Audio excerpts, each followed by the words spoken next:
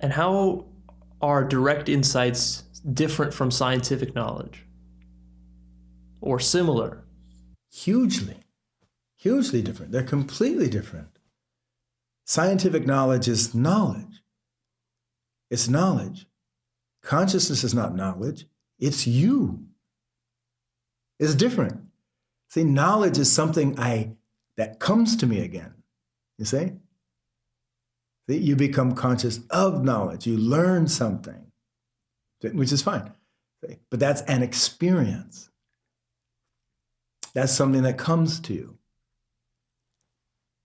But as a society, scientific thinking has just become so pervasive, and rationalist thinking has become so pervasive that if something doesn't even fall into the scientific paradigm, it's not taken seriously. It's not possible to even discuss it seriously in some circles. What are your thoughts on that? Sure. Maybe not as pervasive as you think. But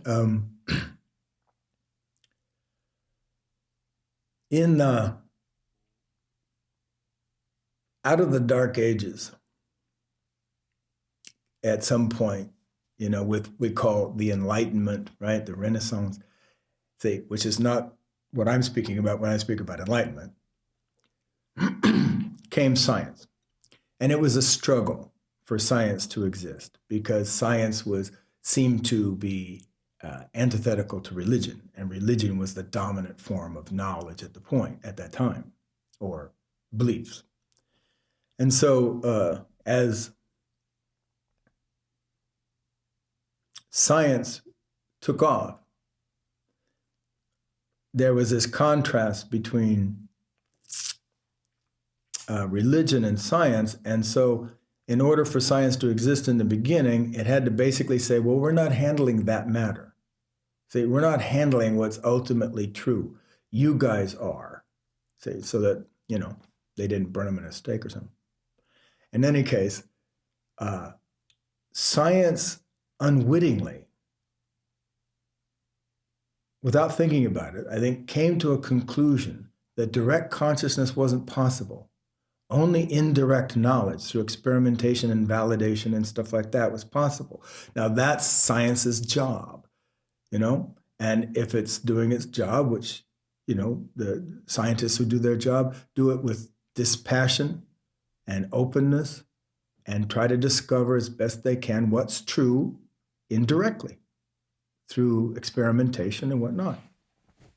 But there doesn't mean, that was a false conclusion. It doesn't mean that direct consciousness is not possible.